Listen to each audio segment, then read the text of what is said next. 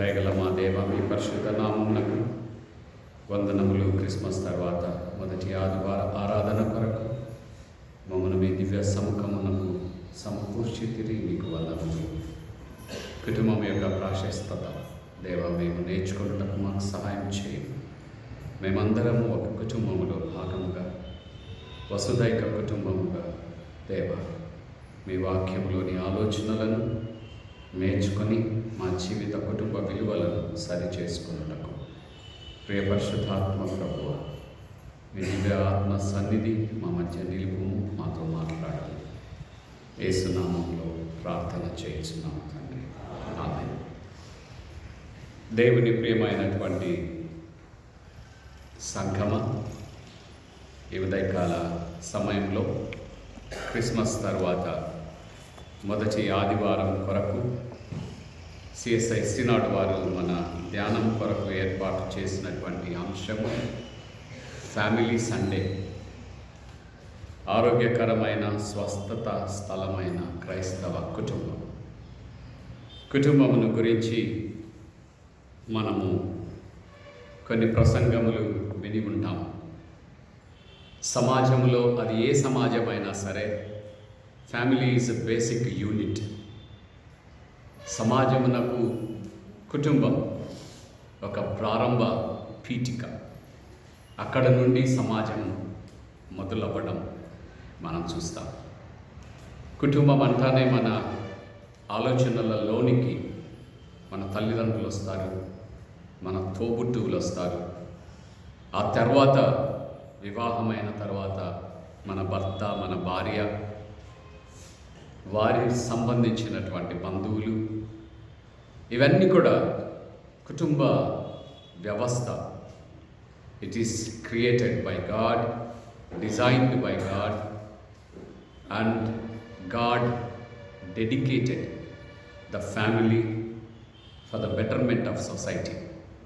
సమాజ క్షేమాభివృద్ధి కొరకు దేవుడు కుటుంబాన్ని ఒక ప్రాథమిక స్థలముగా, కేంద్రముగా నిర్మాణం చేసినట్టుగా మనం చూడగలుగుతాం. ఒక సంఘటన నాకు గుర్తొస్తుంది. మేము కేరళలో ప్రాక్టికల్ వర్క్కి వెళ్ళినప్పుడు మేము దాదాపు ఒక 20 days అక్కడ ఉన్నాం. అక్కడ మేమున్న 20 days మాతో కూడా ఒక అబ్బాయి మాకు అన్ని పనులలో చేదోడు వాదుడుగా మమ్మల్ని క్రొత్త స్థలాలకు తీసుకొని వెళ్ళడం, వాటి గురించి మాకు వివరించడం అన్నీ చేస్తూ ఉన్నాడు. మేము ఒక 7 మంది టీంలో ఉన్నాం. మేము అడిగాము, మీ ఇంటికి రామా, కొంచెం ఇష్టం లేకుండానే రండి రండి అని మమ్మల్ని ఇంటికి తీసుకొని వెళ్ళాడు. వెళ్తే అది చాలా పూరి పాక, థాచ్డ్ హౌస్, ఏదో గడ్డితో దానిని నిర్మించి ఉన్నారు, మట్టి గోడలు. మేము ఇట్లా తల వంగి లోపలికి వెళ్ళాము. చిన్న తలుపు, 7 మంది వెళ్ళాము. వాళ్ళ అమ్మ ఒక మూలన నిల్చొని ఉన్నది. ఈ అబ్బాయి రావడం లేదు లోపలికి, బయటనే నిల్చొని ఉన్నాడు. మేము బయటికి వెళ్ళి రా లోపలికి అని అడిగితే ఏడవడం ప్రారంభం చేశాడు. మా నాన్న చాలా తాగుడుపోతు, ఇంట్లో వస్తువులన్నీ కూడా అమ్మేస్తాడు. అమ్మ కూలికి వెళ్ళాలి, వెళ్ళి తీసుకొని వచ్చిన డబ్బు కొరకు వెయిట్ చేస్తూ ఉంటాడు. వస్తూనే దాన్ని లాక్కొని వెళ్ళిపోతాడు. డబ్బులు ఇవ్వకపోతే, వస్తువులు లేకపోతే పిచ్చివాడి వలె ప్రవర్తిస్తాడు. మేమేం చేయాలో మాకు అర్థం కావడం లేదు. అలాంటి ఇంటిలోకి నేను మీరున్నప్పుడు రావడం నాకు చాలా సిగ్గు అనిపిస్తుంది, అవమానం అనిపిస్తుంది అని ఆ యవనస్తుడు ఏడుస్తూ మాతో మాట్లాడుతూ ఉన్నాడు. ఇది ఒక చిన్న ఉదాహరణ. భారతదేశంలో సాధారణమైనటువంటి కుటుంబములలో నెలకొని ఉన్నటువంటి సంబంధ బాంధవ్యాలు దేవుని వాక్యంలో మనము గమనించినప్పుడు, దేవుడు మానవులను ఈ లోకానికి స్త్రీగా, పురుషుడిగా పరిచయం చేశారు. సృష్టిలో అన్ని వనరులు, వాతావరణం natural resources. God had created the whole universe in order that sociality and mutual dependency are principles in the creation. సృష్టిలో బహుళత్వాన్ని దేవుడు కలగచేశాడు. ఆ బహుళత్వంలో అందరూ కలిసి జీవించులాగున దేవుడు రూపకల్పన చేశాడు. గాడ్ శాంక్టిఫైడ్, గాడ్ శాంక్షన్డ్ ఈ వనరులు, మనము ఆ వనరులపైన ఆధారపడి జీవించడం, సృష్టి మన కొరకు దేవుడు రూపకల్పన చేయడం, అందులో స్త్రీ జాతి పురుష జాతిని బహుళత్వముతో దేవుడు రూపకల్పన చేయడం, ఇవన్నీ కూడా మనం క్రియేషన్ నరేటివ్స్లో చూస్తూ ఉంటాం. ఫ్యామిలీ అనే దానిని మీరు ఇంటికి వెళ్ళిన తర్వాత గూగుల్లో సర్చ్ చేసి ఏమంటారు, సెల్ ఫోన్ బాగా అలవాటు ఉన్నట్టు చదివితే చాలా సంగతులు మీకు కనిపిస్తాయి. Several articles, researches on family మీకు కనిపిస్తాయి. అక్కడ ప్రారంభం నుండి కూడా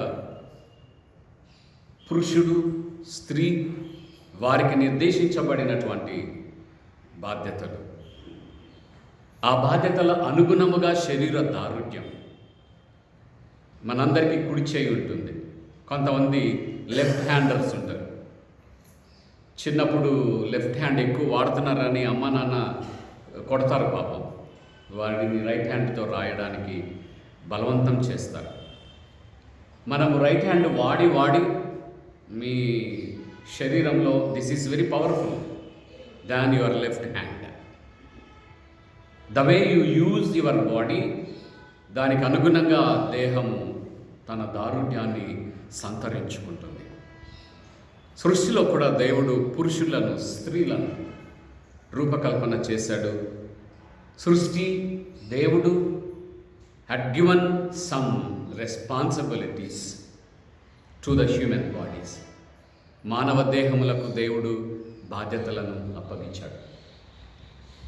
ఆ బాధ్యతలలో పురుషుడు ఆహారాన్ని సంపాదించి కుటుంబాన్ని పోషించాల, స్త్రీ భర్త కొరకు కుటుంబ పోషణ, సంతానమును పొందుట, ఇవన్నీ కూడా మరి కొన్ని నామ్స్ సృష్టిలో మనకు కనిపిస్తాయి. పాత నిబంధన భాగంలో కూడా ఇలాంటి మాటలు కనిపిస్తాయి మనకు. అదాం అనే హీబ్రూ మాట, బెరిషిత్ అనే హీబ్రూ మాట, వీటన్నిటిలో కూడా God only designed human body as a male female with its potentialities. వాటి బలములతో దేవుడు స్త్రీ జాతిని పురుష జాతిని రూపకల్పన చేశాడు. ఒక ఏమంటారు, కుమ్మరి వస్తువును తయారు చేసినట్టుగా, ఒక కార్పెంటర్ వస్తువును తయారు చేసినట్టుగా గాడ్ యూజ్డ్ అవైలబుల్ మెటీరియల్, మనల్ని ఆయన స్త్రీ పురుషులుగా రూపకల్పన చేసినట్టుగా మనం చూస్తాం. అదాం అనే మాటలో మనం గమనిస్తే హ్యుమానిటీ అనే ఆలోచన మనకు కనిపిస్తుంది. God look at human beings as male female equal. ఇరువురికి కూడా నిర్దిష్టమైనటువంటి సిగ్నిఫికెంట్ రెస్పాన్సిబిలిటీస్ ఇచ్చి దేవుడు కుటుంబాలుగా మనల్ని భార్యాభర్తలుగా రూపకల్పన చేసి కుటుంబాలని ఆయన వృద్ధిపరచడం మనం చూస్తూ ఉంటాం. మనందరి కుటుంబాలలో కూడా తండ్రి పాత్ర, తల్లి పాత్ర, పిల్లల పాత్ర, ఇంకా పెద్దలుంటే వారి పాత్ర, ఈ రోల్స్ అన్నీ కూడా ఒక్కొక్క కుటుంబంలో కొన్ని నిర్దిష్టమైనటువంటి బాధ్యతలను మనం కలిగిన వారముగా గమనిస్తాం. పాతకాలంలో పురుషుడు బయటికి వెళ్ళి పని చేయాలా, డబ్బులు సంపాదించాలా, అమ్మ వచ్చే లోపల వంట చేయాలా, తండ్రి కిచెన్లోకి రాడు కదా.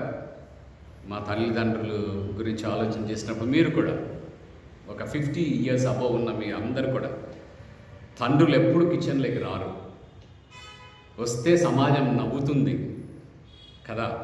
కానీ ఇప్పుడు అన్ని పనులు ఇద్దరు కలిసి చేసుకుంటాం. అన్నీ చేస్తాం, కలిసి సహకరించుకుంటూ కుటుంబంలో మనం జీవిస్తాం. I still remember my childhood, నా బాల్యం, నా ఇంటిలో ఉన్నటువంటి పరిస్థితులు. మీ అందరూ కూడా ఆ పరిస్థితులని అనుభవించినటువంటి వారు. Your personality developed based on your family. నీ కుటుంబమును నేపథ్యములో నీ వ్యక్తిత్వ రూపకల్పన చేయబడుతుంది. అమ్మ నాన్న ఇద్దరు ఎప్పుడు గొడవ పడేవారైతే పిల్లలు కూడా గొడవ పడే పిల్లలే అయిపోతారు. అమ్మ నాన్నలు ఎవరి ఇష్టాలు వారు నెరవేర్చుకుంటూ చెడు అలవాట్లకు బానిసలై ఉంటే పిల్లలు కూడా ఇన్సెక్యూరిటీలో పెరిగి వారు కూడా అలాంటి అలవాట్లలో పెరిగేస్తారు. సో యువర్ ఇండివిజువాలిటీ, మనము 1, 2, 3 గుణాలన్నీ రాస్తే ఆ ఇండివిజువాలిటీ నీ తల్లిదండ్రుల నుండి, నీ తోబుట్టువుల నుండి నీకు రూపకల్పన చేయబడుతుంది. That is very important in your personality, in your character. మన వ్యక్తిత్వంలో మన కుటుంబ నేపథ్యం చాలా ప్రభావితం చేస్తుంది. వివాహమైన దినం I still remember, I should be like my parents, I should be with these values. నేను ఈ విలువలతో నా కుటుంబమును కట్టుకోవాలి. నాకు పిల్లలు కలిగితే ఈ విలువలతో నేను వారిని పెంచాలి. I still remember my childhood. ఏది అడిగినా డబ్బులు ఉండేవి కాదు ఇంటిలో. డాడీ మేల్ నర్స్గా ఇంట్లో పనిచేసేవారు, చిన్న జీతం. అమ్మ టీచర్, 4 పిల్లలం. It's very difficult for them to provide all our needs అయితే ప్రొవైడ్ చేయగలరు కానీ లగ్జరీస్ మేము అడిగితే వారు ప్రొవైడ్ చేసే పరిస్థితిలో లేకుండి. ఏది మేము అడగాలన్నా కూడా ఆ ఫైనాన్షియల్ కన్స్ట్రెయిన్స్ మమ్మల్ని ఎప్పుడు కూడా ప్రిక్ చేస్తూ ఉండేటివి మా హృదయాల్లో. I'm just giving my example. మీ అందరి కుటుంబాల్లో కూడా అలాంటి పరిస్థితులను మీరు కలిగి ఉండవచ్చు. ఎక్కువ సంతానం ఉండేవారు, తక్కువ ఆదాయం ఉండేవారు. అందుకొరకే మీరు చాలామంది పెద్దలను చూస్తే చాలా పిసినారులుగా ఉంటారు. వాళ్ళకు తెలుసు ఒక్కొక్క రూపాయి విలువ. మన పిల్లలకు తెలియదండి ఆ విలువ. ఎంతైనా ఖర్చు పెడతారు. కానీ మన పెద్దలు ఎంతో శ్రమ పడితే వారికి కొంచెం అమౌంట్ వచ్చేది.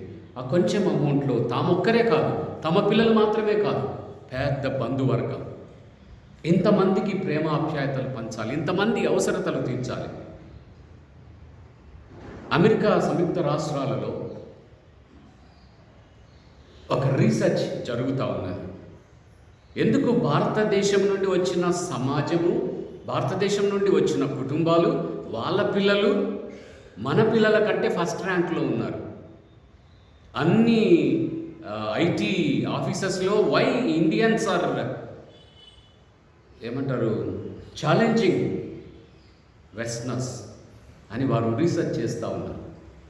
ఆ రీసెర్చ్లో తేలింది ఏంటంటే Indian family system is very powerful system. భారతదేశంలో కుటుంబ నేపథ్యం చాలా చాలా విలువైనటువంటి నేపథ్యాన్ని ఒక సంస్కృతిగా మనం భారతీయులముగా పొందగలిగాం. అందుకొరకు మనము దేవుడికి తప్పకుండా వందనములు చెల్లించాలి.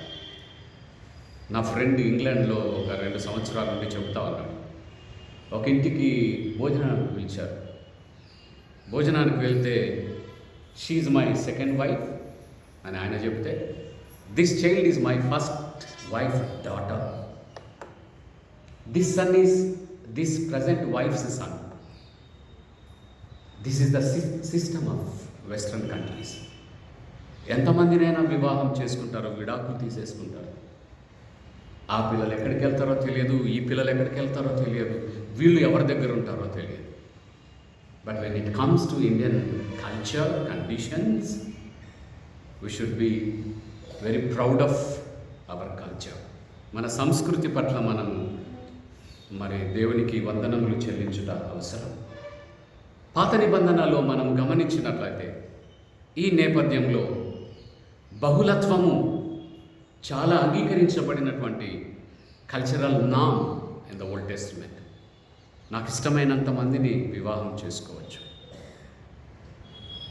ఆ వివాహం ద్వారా నా వంశమును ఎక్కువ వృద్ధి చేసుకోవడం ప్రాధాన్యం అన్న భావన అంగీకరించబడినటువంటిదిగా మనం చూస్తాం. అలాగనే మరి స్త్రీ role of women, the role of man కుటుంబ నేపథ్యంలో మనం చాలా ప్రసంగాల్లో వింటాం. మ్యాన్ బాధ్యతలన్నింటినీ నిర్వహించాలి, ఉమెన్ ఒబీడియన్స్ చూపించాలి, లోబడాలి, సంతానాన్ని కంటూ ఉండాలి. కానీ కాలము మారిపోతున్నటువంటి ఈ కాంటెక్స్లో మనము కూడా మన కుటుంబ నేపథ్యాలను, బాంధవ్యాలను మార్చుకొనవలసినటువంటి అవసరత మనకు కనిపిస్తుంది. విత్ దిస్ ఇంట్రడక్షన్, పాత నిబంధనలో మరి క్రొత్త నిబంధనలో చదవబడినటువంటి 3 కుటుంబాలలో మనము 3 ప్రాముఖ్యమైన కుటుంబ నేపథ్యాలు చూడగలుగుతాం. యెహోషువ మోషే తరువాత ఇశ్రాయేల్ ప్రజలను విమోచించు నాయకత్వ బాధ్యతలను తీసుకున్నాడు. నా ఇల్లంతటిలో నమ్మకమైనటువంటి వాడు, సాత్వికుడు. భూమి మీద మోషే అంతటి సాత్వికుడిని నేను ఎప్పుడు చూడలేదు. These are all the titles given by God to Moses. ఎవరేమన్నా కూడా నాయకత్వంతో ముందుకు సాగి వెళ్ళడమే. అట్టి వ్యక్తి నుండి నాయకత్వ బాధ్యతలు తీసుకున్నటువంటి జాషువా, ఆయన ఫేరోల్ స్పీచ్లో మీరు చూస్తే చాలామందితో యుద్ధాలు చేశాడు. సైన్యాధ్యక్షుడిగా ముందుండి యుద్ధాలు చేసి తన ప్రజలను నడిపించాడు. మోషే నాయకత్వంలో ఒక చిన్న యుద్ధం కూడా జరగలేదు. యెహోషువ నాయకత్వంలో చాలా యుద్ధాలు చేస్తూ ప్రజలందరూ కూడా ఒక విజయం తర్వాత మరొక విజయం పొంది వారు వాగ్దత్త దేశమును స్వతంత్రించుకున్నారు. They have occupied the promised land under the leadership of Joshua. విమోచించబడ్డారు మోషే నాయకత్వంలో, మధ్య వరకు నడిచారు మోషే నాయకత్వంలో. వాగ్దత్త దేశాన్ని స్వతంత్రించుకున్నది మాత్రం యెహోషువ నాయకత్వంలో స్వతంత్రించుకున్నారు. స్వతంత్రించుకున్న తర్వాత ఆయన ఇక చనిపోయే సమయం ఆసన్నమై ఫేర్వెల్ స్పీచ్, ప్రజలందరినీ కూడా ఒక చోటికి భూమి సమకూడమని చెప్పాడు. అందరూ కూడా వచ్చారు, కుటుంబాలతో వచ్చారు. అక్కడ ఆయన మాట్లాడుతూ ఉన్నాడు, నా ప్రియమైనటువంటి ప్రజలారా, God's deliverance is very fresh in our mind. 2021 Christmas is very fresh in our mind. నిన్న జరిగిన సంఘటన. ఎవరు ప్రసంగం చెప్పారు, బాబు ఏ టాపిక్ మీద చెప్పాడు, ఎంతసేపు చెప్పాడు, ఎవరెవరు వచ్చినారు ఆరాధనలకి, మీకు అన్నీ కూడా చాలా ఫ్రెష్గా గుర్తుంటాయి. యెహోషువ అదే చెప్తున్నాడు, ఇశ్రాయేలు ప్రజలారా, ఐగుప్తు చెరలో నుండి దేవుడు విమోచించిన అద్భుత కార్యాలు very fresh in your mind. ఇంత త్వరగా ఎందుకు మీరు యెహోవా దేవుణ్ణి విడిచి వెళ్ళిపోతున్నారు? మీతో కూడా అనేకమైనటువంటి విగ్రహారాధన అలవాట్లను, సంస్కృతులను తెచ్చుకున్నారు. అమోరీల దేవతలను, ఐగుప్తీల దేవతలను మీతో కూడా ఎలా తెచ్చుకోగలిగారు? యెహోవా దేవుని విమోచన కార్యాన్ని అనుభవించినటువంటి మీలో ఎందుకు నమ్మకత్వం దేవుని పట్ల మీలో లేదు? కానీ ఈ దినం నేను మిమ్మల్ని సవాలు చేస్తూ ఉన్నాను. ఎవరిని ఆరాధించడానికి మీరు ఇష్టపడతారు? ఎవరిని వెంబడించడానికి మీరు ఇష్టపడతారు? మీ కుటుంబాలలో కంప్లీట్ లాయలిటీ, యువర్ ఫెయిత్ ఎవరి మీద చూపిస్తారు అంటూ మీరెవరిని సేవింప కోరుకొని నేనును నా ఇంటి వారును యెహోవాను సేవించడం. This is your choice, but my choice is నేను, నా భార్య, నా పిల్లలు. That indicates Joshua got complete control over his family. మనం చాలా సందర్భాల్లో మన కుటుంబం మీద కంట్రోల్ ఉండదు, మనకి కంప్లీట్ కంట్రోల్ ఉండదు. పిల్లలు మనం చెప్పిన మాట విన్నారు, వాళ్ళ ఇష్టాలు, వాళ్ళ అభిప్రాయాలు, వాళ్ళ అలవాట్లు, వాళ్ళ స్నేహాలు. Several times we are challenged to make this kind of statement that Joshua was making. సర్వసైన్యాధ్యక్షుడిగా, పనిలో, నిపుణతలో ఎప్పుడూ బిజీగా ఉన్నటువంటి వ్యక్తి కుటుంబాన్ని ఇంతగా పట్టించుకోగలడా? కుటుంబాన్ని ఇంత చక్కగా నడిపించగలిగినటువంటి సమయం ఆయనకు ఉన్నదా? నేను చాలామందిని చూస్తాను, బైబిల్ సంకన వేసుకొని తిరుగుతూనే ఉంటారు. పురుషులు, స్త్రీలు పిల్లలను పట్టించుకోరు, భర్త భార్యను పట్టించుకోడు, భార్య భర్తను పట్టించుకోరు, సేవ సేవ అని తిరుగుతూనే ఉంటారు. నీ ఇంటిని చక్కబెట్టుకొనుట ప్రాముఖ్యం, నీ ఇంటిని క్రమపరుచుకొనుట ప్రాముఖ్యం. నీ కుటుంబాన్ని క్రమపరుచుకున్న తరువాతనే ఇతరులను క్రమపరచవలసినటువంటి పనికి పూనుకొనుట అవసరం. యెహోషువ dare enough making a statement, I have complete control over my wife and my children and their faith. వారందరి విశ్వాస ప్రవర్తన మీద నాకు అధికారం ఉన్నది, నాకు నమ్మకం ఉన్నది. మేమందరము కూడా, నేను నా పిల్లలు కూడా, నా భార్యతో కూడా యెహోవాను సేవిస్తాం. This is our final choice, this is our final decision. మీరేమో నాకు తెలియదు, ఎవరిని సేవింపకోరేదరో మీ ఇష్టం, ఇట్స్ యువర్ చాయిస్. మీ చాయిస్ లేక నేను రాను, మిమ్మల్ని బలవంత పెట్టలేను. ఎంతవరకు బలవంత పెట్టాను, ప్రయత్నం చేశాను, నాకు వీలవ్వలేదు, చేత కాలేదు అన్నటువంటి ఆ మాట put a challenge over the community. ఆ దినం ఆ ప్రజలందరినీ కూడా ఈయన చేసినటువంటి ఈ స్టేట్మెంట్ ప్రభావితం చేసింది, సవాలు చేసింది. అందరూ ఏడవడం ప్రారంభం చేశారు, తమ బలహీనతను గుర్తించడం ప్రారంభం చేశారు, యెహోవా దేవుని ఎదుట తమ పాపములను ఒప్పుకోవడం ప్రారంభం చేశారు. A family could challenge the whole community, a single statement could challenge the whole community. ఈ కుటుంబము సమాజాన్ని అంతటినీ కూడా సవాలు చేయగలిగినటువంటి కుటుంబం. నిజమే, మనం కొన్ని కుటుంబాలను చూస్తాం, ఎంతో అందముగా కట్టుకుంటూ ఉంటారు. వాళ్ళ సంబంధాలు మనం చూసినప్పుడు నిజంగా ఆశ్చర్యమవుతుంది. అలా ఉండాలా కుటుంబం అంటే అనిపిస్తుంది, అలా ఉండాలా ప్రేమగా ఉండే సంబంధాలు అని అనిపిస్తారు. దేవుణ్ణి ప్రేమించడంలో, దేవుణ్ణి సేవించడంలో, దేవుని సేవకి ఇవ్వడంలో.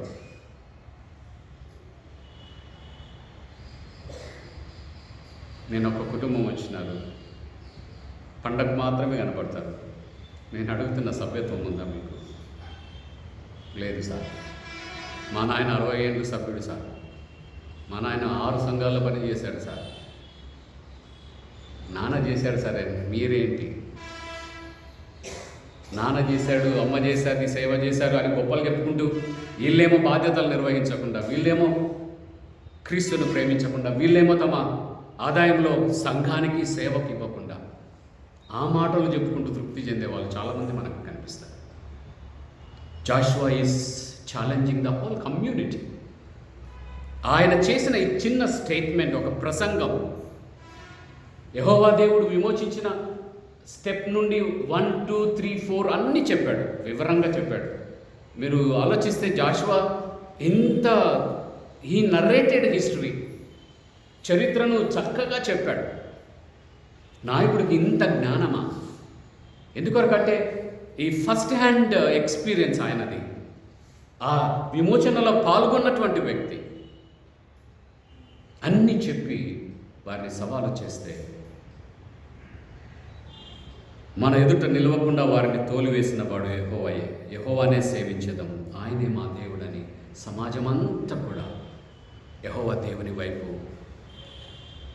మార్పు చెందినటువంటి ప్రజలనుగా మార్చగలిగినటువంటి యెహోషువ కుటుంబ నేపథ్యం.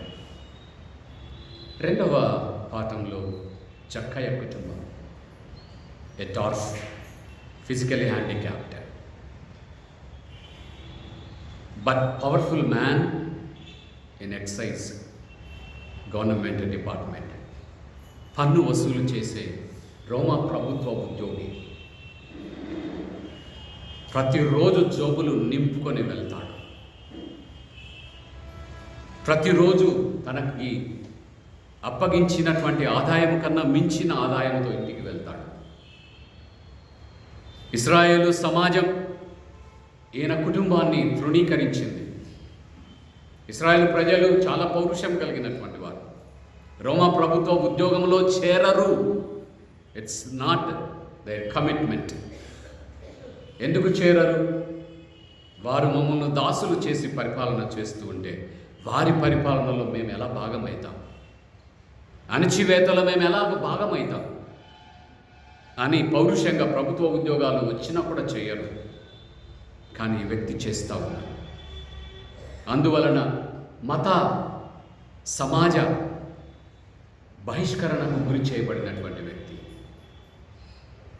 లగ్జూరియస్ లైఫ్ లీడ్ చేస్తున్నటువంటి వ్యక్తి, ఇంటి నిండా డబ్బులు ఉన్న వ్యక్తి.